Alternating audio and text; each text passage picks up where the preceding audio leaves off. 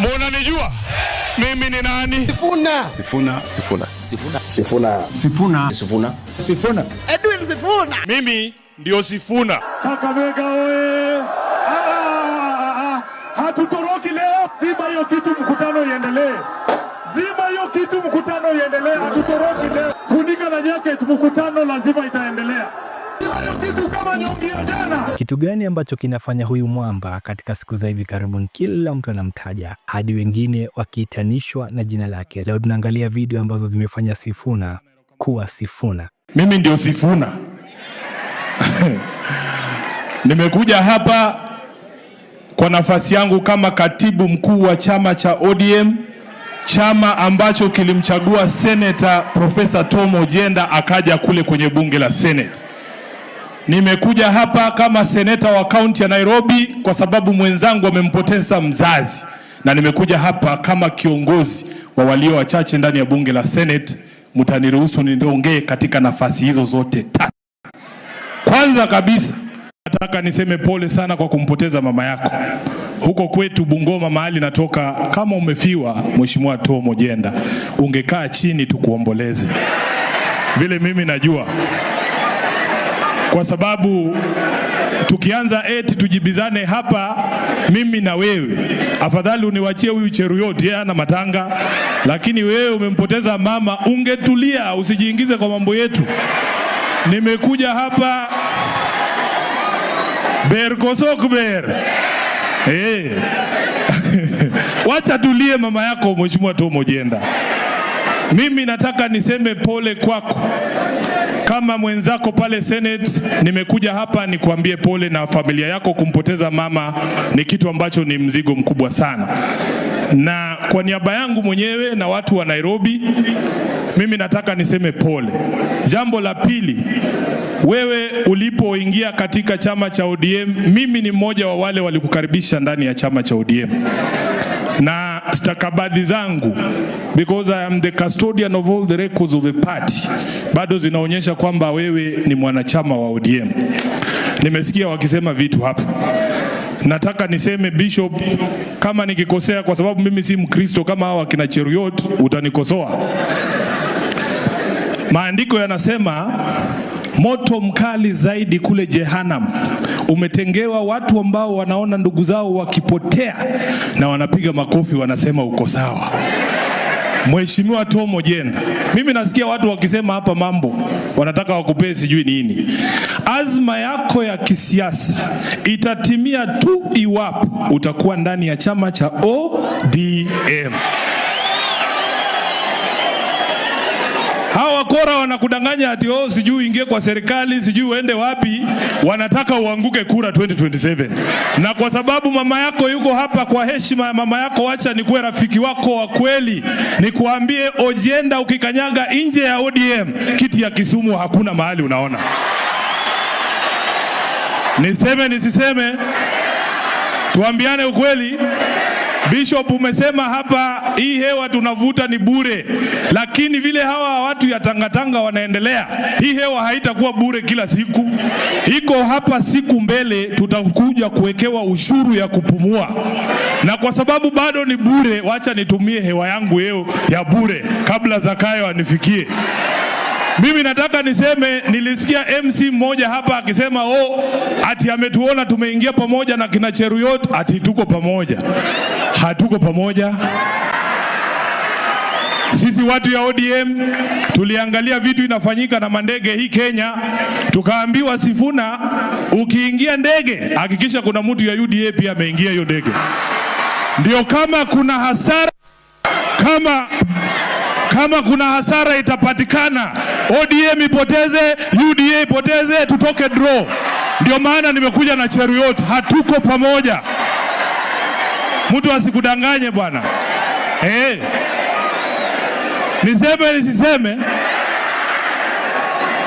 Mweo Ochanda, nimekuangalia hapa mbele ukizungumza nikashangaa kama huu ni ule Ochanda nilikuwa naona chungwa hausakilia juu ya tiketi ya chama cha ODM.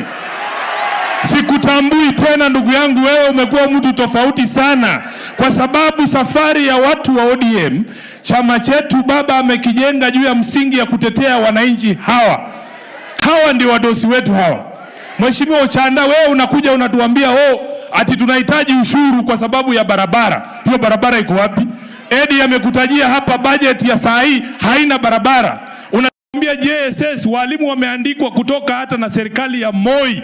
Hakuwa anatuletea hii ushuru mnatuletea. Mimi nikisoma hii budget Ochanda, najua hujasoma ndio maana unasema hivi vitu. Naangalia hii budget. Angalia hii budget. Rafiki zako wa State House wamejiongezea bilioni 1.2 ya chai na mandazi State House. Usituambie mambo ya barabara. Ameongeza shilingi 678 million shillings ati inaenda kwa ofisi ya Gashagwa. Nyumba tulijenga na shilingi milioni 400, mnaenda kurepair na shilingi milioni 600.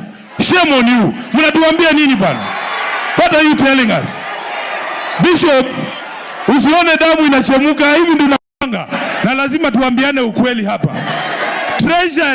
Treasury wale wanatukandamiza, wanaleta hizi ideas za kukandamiza wananchi. Wamejiwekea bilioni 6 ya chai na mandazi, ndio kinandii wakule huko wakinona wanatutapikia. Wanasema leo ati nyinyi mtaongea tu kwa mtandao halafu mtanyamaza, kwa sababu ndiye anajua pale Treasury amewekewa polisi na huyu PS Raymond Omolo. Wale walikuwa wanatupiga tear gas wanachunga ndii. Wanajua tukienda pale watatupiga risasi. Tunataka huyo ndii atoke nje, aongee akiwa kwa barabara, atusi wa Kenya jinsi ambavyo wanatusi wananchi. Yaani hii serikali imekuwa mbaya mpaka watu kama Rigathi Gachagua wanaanza kukaa kama watu wazuri. Mpaka yeye ndiye anawaambia muache kuonyesha wananchi madharau. Inawezekanaje Rigathi ndiye ana akili kwa hii serikali? Inawezekanaje? Kwa hivyo mimi nataka niseme kama katibu mkuu wa chama, jana nimeketi nikaandikia wabunge wetu wote 86, nimesign na hii mkono mimi mwenyewe 86 letters. Huyu mkwasi wangu mbunge wenu hapa wa Nyakach Aduma amepata hiyo barua. Kama chama tumesema kuanzia hakuna safari za nje. Mnakaa kwa bunge mpaka huo mswada muhakikishe kwanza mmeangusha huo mswada, kwa sababu unakandamiza wananchi wetu. Tunaelewana? Na tunataka viongozi walioko kwa serikali wajue kwamba ukiwa kiongozi wa kitaifa, wewe ni kiongozi wa kitaifa. Ukiwa naibu wa rais na kila wakati unazungumza lazima nikuwe na demu yangu Mkikuyu aniambie ile kitu unasema, wewe ni rais kweli? Kwa nini usiongee Kiswahili? Mheshimiwa Walo, na wewe PS, resist the urge from the public to make you local leaders. You are not a leader of Nyanza. You are a PS or internal security for the whole country. I want to see you in Bungoma. I want to see you in Kwale. Mheshimiwa Walo, you are not a CS for these people of Nyanza. You are the CS for the Republic of Kenya. Let us see you in other places as well. Na huyo Rigathi awache kuomba kwa mlima peke yake. Hata hapa kwa maji huwa tunaomba na Mungu anatusikia. Asante sana, Mungu awabariki. Aliwapasha mpaka wakaamua kuondoka. Mimi kama katibu wenu nimepewa kazi na sifanyi kazi hiyo kwa kumchukia yeyote ama kwa kumuonea yeyote. Sheria ya vyama ilitungwa ikasema usiwe mkeka mwenye kulaliwa na kila mtu. Lakini sio kila siku ni Jumamosi. Kuna siku ambazo mtu anakuwa na bad day in office, kama siku hii hapa. Mheshimiwa SG, kwa heshima zote, mahali ulipofikia hautaweza kuendelea. Kwa heshima zote mahali ulipofikia, hatuko hapa kusikia masuala ya chama cha ODM, tuko hapa kwa mazishi kumfariji Kingi. Hatuwezi heshimu wa Mijikenda. Hatuwezi.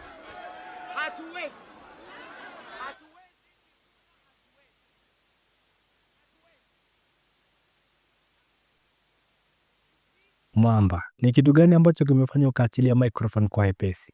Huwa hatuvurugani na wanawake kule ninakotoka mimi. Wala haumuinulii mwanamke mkono ukamsukuma ama ukamchapa. Kwa hivyo ndio uliona akija kuchukua microphone kamwachia yeye. Lakini ukweli utasalia ukweli. Huyu Mambo ukimchokoza jua kwamba hakuachi mpaka mwisho. Sasa sikia alichomwambia Aisha Jumwa. Nilimsikia anasema hapa ati watu tunampangia hila. Eti sijui tumshike tumnajisi. Hata kama wewe ni wa kunajisi, si unaangalia mtu unanajisi. Mimi kama mwanaume Mluya nawaambia, hata kazi ile tunafanya kwa kitanda tunaangalia vitu ambavyo vinalika bwana. Hakunajisi wewe nani Aisha Jumwa, labda ujinajisi wewe mwenyewe. Ukijiangalia kwenye kioo, sisi tunakula vitu vimekolea bana. Ni lazima kitu kiliwe, tafuta kitu ambacho kikipika kinaivika. Hiyo yake utachemsha siku ngapi ndio ikuwe tayari kula bana. Hapa mwamba ni kama lipitiliza. Je, ataomba msamaha? Even the latest action was precipitated primarily by utterances that she had directed at the ODM party, that somehow we were planning to visit sexual violence on her. And as the leader of this party, I had to set the record straight that we had no such plans or no such intention. Those remarks are regrettable. We are willing to offer up to 50 hours of free community service to work with any organization that works with looking for justice for gender-based violence victims, and we believe that it will help to demonstrate that there is genuine remorse in the utterances that I made. Lakini hata baada ya kuomba msamaha, akipata nafasi, kama umemkosea, juu akipata nafasi atang'ara na yeye. Mimi nawaheshimu sana Waislamu kwa sababu nyinyi mumeweka heshima ya dini yenu. Sisi kule makanisani wa Kristo tunaona mambo ambayo ni ya kushangaza sana. Tumeingiliwa na wezi na wanyang'anyi. Siku hizi wamefanya makanisa yamekuwa mapango yao. Hata sasa baada ya kugeuza hayo makanisa kuwa mapango ya wanyang'anyi, wameanza kugeuza nyimbo zetu ambazo tulikuwa tunamsifu Mwenyezi Mungu, siku hizi wanawasujudu na kuwaabudu wanadamu. Imetushangaza sana. Nyinyi muweke dini yenu na imani yenu, kwa sababu nyinyi mumesimama imara nyumba ya Mwenyezi Mungu. Kwa wale ambao hawajaelewa alichokimaanisha, amemaanisha hivi: Hakuna wakufanana na Ruto. Sifuna ni seneta wa Nairobi, lakini pia mwakilishi wa walio wachache katika bunge la seneti, na hata huko katika bunge la seneti anaupiga mwingi. Mr. Speaker, I'm very well versed with Rule 30. Just read Rule 30. I am well versed with the rule. I just want to say... I am not versed. Read it for me, please. But you cannot direct me to read. I am saying... Honorable Sifuna, read Rule 30. I am well versed with the rule. Let me say what I want to say, Mr. Speaker. Yeah, let her read. Let's see how well she knows. I don't think there is any rule that requires that I can be directed to read. These games, Waziri, they must come to an end. Because just a minute. Honorable Speaker, please allow us to speak, Majority Leader. I am on the floor. Why are you heckling us? Why are you heckling us? This is not your house. Leader, this is not your house. Majority Leader. All of us. Majority and the Leader. information that we have comes from the Speaker. Majority Leader. You can't heckle us all the time. Can Majority you throw him Leader. out? Honorable Majority Speaker. Leader. Order. Order. Bwana.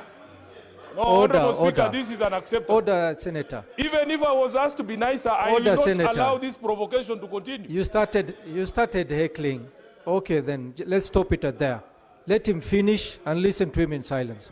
Yes, Senator Sifuna. Honorable Speaker, how is it in order for somebody who's younger than me to call himself my elder? We in which society? And in this particular house, Honorable Speaker, there is nothing like seniority coming from how old you are. It is what is in your brain. It is what is in your head. So you can't come here heckling and telling us you are senior to us, Honorable Cheriot. You are just lucky that I have been directed to be nice. Otherwise, you would have seen the full wrath of Edwin Sifuna. Honorable Speaker, I want these demons who have been sent to tempt me to break the directive by my party leader to depart from me. Leave me alone. Honorable Speaker, therefore, now that I have seen the CS, I will take my seat because it was very critical. But as Senator Wambua has said, the communication to this house He was on the floor of the House. Yeah, please. Allow him to finish? Senator can you throw Cheriot. this guy out? Is Senator Cheriot. Cheriot above the law? Is Senator Cheriot above the law, Honorable Speaker? Order, Senators. He can't heckle like this. Order, Like Senators. This. He can't heckle like this. Order, Senators. Order. He's addressing his issue now. Can we allow him to finish? Let's listen to the Senator in silence. Senator Sifuna, just conclude. Honorable Speaker, it is very unfair. If it was Senator Sifuna behaving like this heckler from Kericho, I would have been thrown out by now. I would have been thrown out by now. I would have been thrown out by now. Can you apply the rules equally? No, apply the rules equally. Apply the rules equally. Honorable Speaker, I wanted to say lastly, no, throw him out, Bwana. One is he above the law? He's not above the law. He's not above the law. You are not above the law, Senator Cheruiyot. No. Senator Sifuna. Senator Sifuna. Let me conclude. Before you conclude, there's a point of order. Before you conclude, Senator Cheruiyot, what is your point of order? How can somebody who is out of order be given a point of order? He is already out of order. How can he stand up unless the point of order is against himself? Senator Cherargei, what's your point of order? Mr. Speaker, I was requesting understanding order number 1 and standing order 101. You heard Senator Sifuna say his heckler. Can it be expunged from the record of the House so that we protect the dignity of the member, Mr. Speaker? That's my indulgence. For a matter of fact, I did not refer to Senator Cheruiyot as a heckler. I said he was heckling in the House. But Senator Sifuna, you did refer to the senator as a heckler, which is out of order. If you could withdraw that and apologize. Honorable Speaker, you are determined to turn me back into the old me. You yourself have said he was heckling. A person who heckles is a heckler. That is what you call him. Senator Cheruiyot of Kericho was heckling me. He's a heckler. You yourself have made that decision. I will not allow anyone to bully me in this house. I did not come here because of Cheruiyot's graces. I was elected by the people of Nairobi. He is not bigger than anyone in this house. Senator Sifuna. If you cannot throw Senator Cheruiyot out for the misbehavior, then there are no rules in this house. There are no rules in this house. Mr. Speaker, you cannot allow the House to be overrun. You are in charge. Mr. Speaker, I'm inviting you to standing order 121 and 122, which says a senator commits an act of gross disorderly conduct if the senator defies a ruling or direction of the Speaker or chairperson of committees. So Senator Sifuna is totally out of order. He must be thrown to face consequence of standing order 121 and 22 so that this House can proceed, Mr. Speaker. He has defied your direction. Senator, he must be thrown out. Senator Sifuna, the point of order that Senator Cherargei has raised is a valid point of order. As the chair, I did direct you. Even though Senator Cheruiyot has said he's not even looking for you to withdraw and apologize. But as the chair, I had already given a ruling.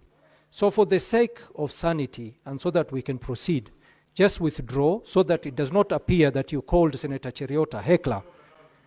Just withdraw. Just withdraw, Senator Sifuna. Yes, Senator Kajwang, what's your point of order? Mr. Speaker, there is a reason why we want to position ourselves as the upper house. The CS for Health, and allow me just 1 minute to say this, was a leader of majority in the other house. He was extremely contemptuous to this house. And we cannot conduct ourselves in a manner that affirms the kind of contempt he used to show to this house. Instead of us pointing fingers at ourselves, we should be condemning the CS for keeping us waiting. Mr. Speaker, we have had children sitting in the gallery, children that you have invited, seeing the leader of this house behaving in a manner that is beneath those children. Mr. Speaker, the initial request was to expunge certain statements from the Hansard. And Mr. Speaker, I think that is fair enough. If they can be expunged, let us not push these things of apologies because we are now getting into brittle egos, Mr. Speaker. I urge you to direct this House and to take control of this House so that we can train our guns on the Cabinet Secretary rather than on ourselves. Please, let this House remain the upper house.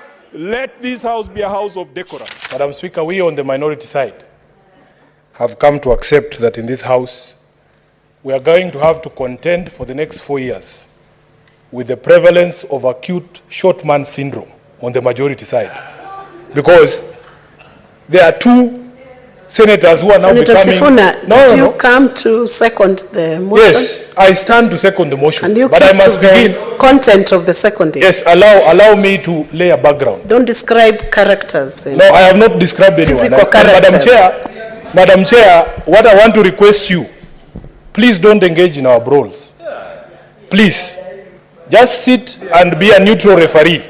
I have not named anyone. I have just said that we have come to accept that in this house we will have to be content with very serious acute short man syndrome by some people on the majority side.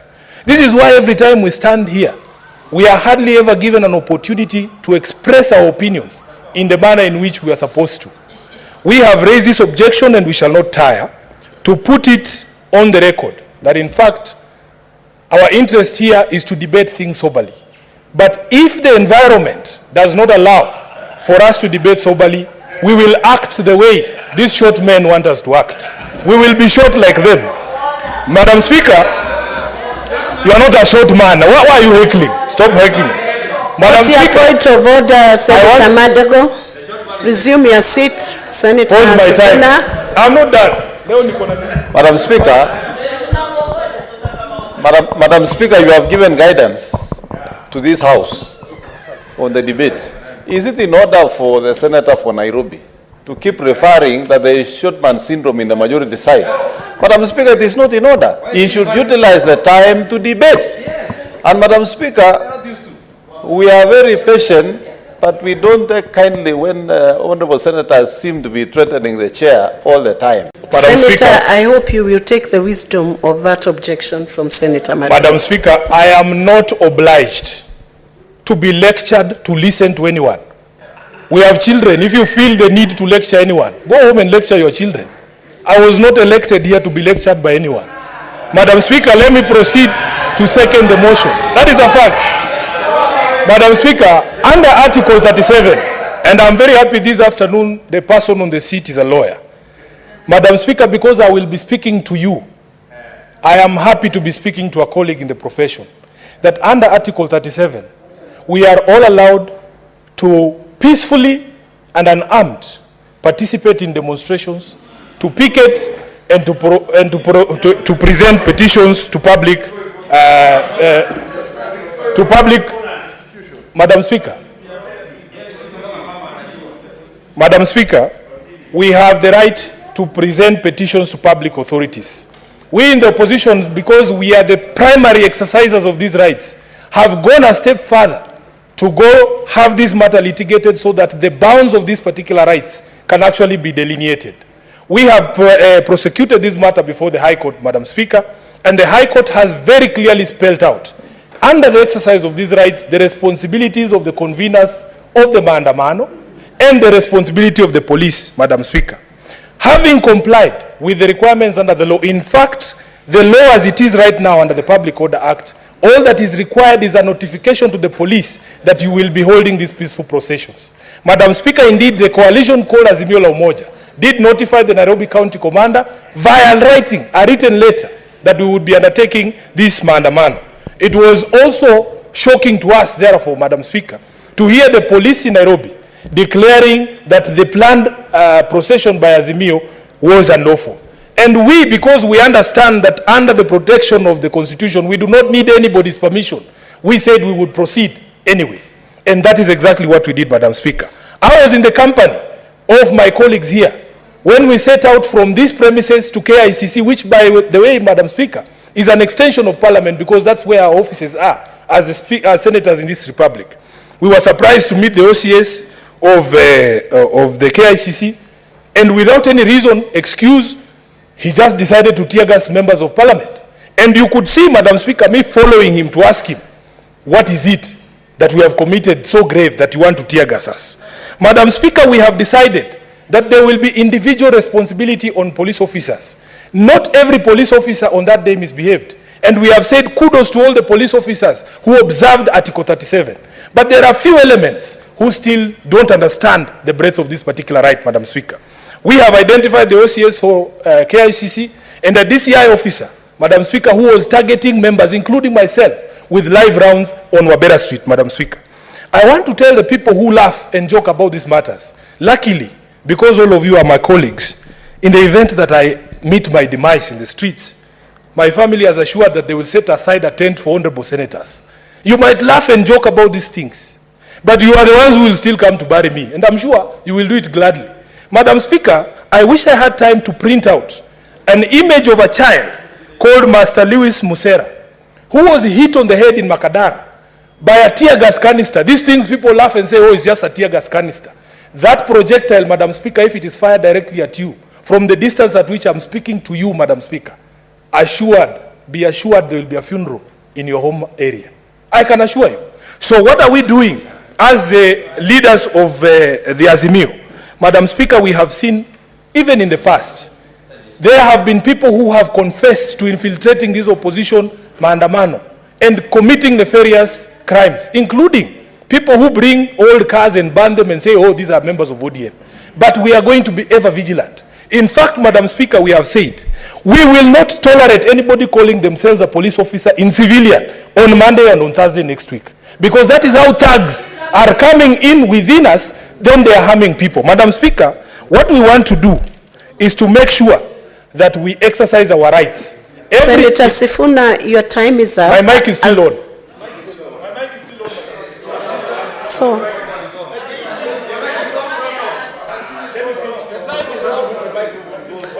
Senator Sifuna, let me give you half a minute to finish the sentence you were speaking. Madam Speaker, we have had some very dangerous pronouncements from some of the colleagues in the political circles, talking about final solutions to certain people who they consider to be problems. I am a student of history, Madam Speaker, as you are as well. You remember the question of a final solution of the Jews in Europe. We shouldn't be using such language. By the time you are resorting to violence, it means you have lost the argument. Engage us in robust debate the way we are doing here.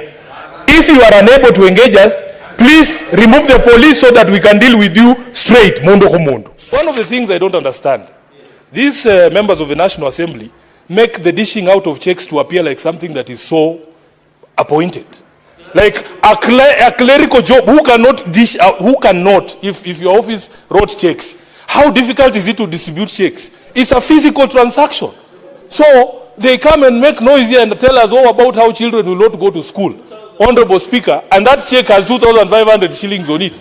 There are people here who are educating children and they don't even announce it. Honorable Speaker, they should come to our offices so that we tell them all those children that I have paid school fees for. Even if you see a single one of them with a picture of Sifuna, you should ask me. They go there and they say, this is the so-and-so who did it for me. But you don't see me presenting checks here in Nairobi saying, oh, Sifuna is issuing bursaries today. That is not your money. Can you show us photos of you issuing your own money so that you leave this public money aside, Honorable Speaker? Then, Honorable Speaker, the majority leader even wanted us to extend this thing to Plex. There was a young man who was going around this country called Morara, auditing national projects. The country is led by Plex, written, oh, this project was commissioned by William Ruto on this particular day, on this particular day. Those are the other Plex that we need to go for, because that is not Ruto's money. He should also remove his name on those Plex. Mr. Speaker, I rise again understanding 101 on contents of speech, Mr. Speaker. This obsession by Senator Sifuna or President William Ruto must stop. If he wants to discuss the president, he should bring a substantive motion. Then we can handle at that point. He should stop this obsession, Mr. Speaker. Please. Protect, because the president is not here to defend himself. Can the honorable senator withdraw and apologize or substantiate? Senator Charage, just a minute ago you are requesting to be given the names of the governors. Correct. You have the police. No. Also you mentioned the name of a certain governor. Correct. Sit down, Mr. Speaker, can I finish? Speaker, can I finish? Mr. Speaker, can I finish? Too long. Can I finish? Listen. Senator Charage, since too long cannot make a right. Also, Senator Sifuna, there was a communication from the chair about that standing order to avoid mentioning names of state officers who are not in this house. Maybe unless you bring a substantive motion. Honorable Speaker, can I finish? Refrain. Sit down, Bwana. From sit down. You are not the speaker. All the senators. You are not the speaker. Mr. Speaker, why is Senator Sifuna ordering me? You are the speaker. Resume the seat. Resume your seat, Senator Sifuna. Let me finish what I was saying.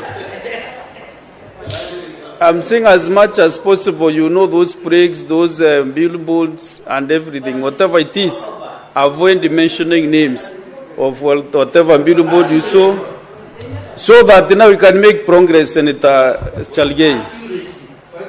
Honorable Speaker, can I proceed, please? Yes, but Honorable Speaker, we are not discussing personalities. We are discussing our money. The Senator for Narok, Honorable Speaker, came from a time when he was hosting the president in his county. So he came back and told us, oh, we have been given an airport in Narok. The contractors are there day and night. So one time I had been given a lift by a friend of mine. We were coming from somewhere in Western. I said, I want to see this airstrip in Narok that has a contractor day and night. So I asked the pilot to fly over that space. Honorable Speaker, there is a plaque sitting there. There are no contractors there. That young man called Morara has gone round the whole country, has shown us. Even when you go to the so-called stadium in Wote, if you go to Kamarin Stadium, you will find those plaques there. Honorable Speaker, we cannot have these gatekeepers of the executive in the legislature. You do your job, let him do his job. So, Honorable Speaker, when he was going, Honorable Speaker, can you protect me from this heckler? Senator Chegre, you order, kindly. No. Honorable Speaker, do you know? Your points of order are not making sense now. Honorable Speaker, there is... Senator Chalgei, can you allow... You know, when you are used to using matatus, have you ever been in a chopper? You can see, Honorable Speaker, let me conclude by commenting on something he said. And I was very quiet when he spoke, so I hope he will be quiet too. Honorable Speaker, as a responsible government, you cannot tell us to wait for you to face you in 2027, and you are killing us today. Albert Ojuang is in the ground. Senator Sifuna. Mr. Speaker, I think by now, because you've presided over this House for over a year, you are aware of the character of most of us in this House. Mr. Speaker, in your communication about the President's address, you reminded this House of the requirement of the standing orders that in an address to the House, the head of state shall be heard in silence. Now, Mr. Speaker, knowing myself and knowing the President, Mr. Speaker, I chose not to attend the President's address to the National Assembly because I knew for a fact that at the first instance where I felt he was giving misleading information to the country, I would not be able to manage myself to keep quiet. I would have been strongly pushed to say something. And Mr. Speaker, I would have run afoul of the rules of this House. And although the Speaker of the Senate might be lenient because they know me, I was not very sure about the Speaker of the National Assembly, whether he would extend some of the courtesies that you have extended us in this House. Mr. Speaker, I suspected that if I went for that speech, I probably would be serving now an expulsion from the House for a minimum of 6 months. And I will go into the reasons why, Mr. Speaker, I did not trust the head of state to paint the true picture of the state of the nation. In my mind, Mr. Speaker, the state of the nation is the state of the people. Senator Mungatana has spoken very eloquently here about the state of the creditors of this country, that the creditors who gave us money during Eurobond are happy they are going to be receiving their payment. He should be asking himself, how many Kenyans are still able to service their own debts? That is the state of the nation that I would want to address. Mr. Speaker, so what I did, I joined a group of friends, and you will indulge me here, in playing a drinking game. Mr. Speaker, the rules of the game are very simple. Every single time you thought that a statement that was untrue, or even partially untrue, from the head of state, you had to take a shot of whiskey. Mr. Speaker, needless to say, by the end of the president's speech, we were extremely inebriated because of the half-truths and open lies that we believe the president told before the House of Parliament. Na hata katika midahalo, mwamba yuko vizuri. My brother Sifuna, you can't make it a point of belittling other members of parliament. I am not the one making your points little. They are little points. If a point is little, everybody can see it's a little point. It's not me belittling it, Kagushia. I can forgive Salasia for refusing to read this document and assuming Sifuna signed it. But I cannot forgive Professor Ojenda. Because, Professor, you are a lawyer. When you see people running away from a document, and that's the reason I have brought this thing here, because there's been a lot of nonsense being said about the contents of this document. Luckily for us, all of us here, we are lawyers. They know about the parole evidence rule, that once the contents of an agreement have been reduced into a document, you do not introduce oral evidence to explain its contents because the document will speak for itself. You are a professor of law, please don't behave like Salasia.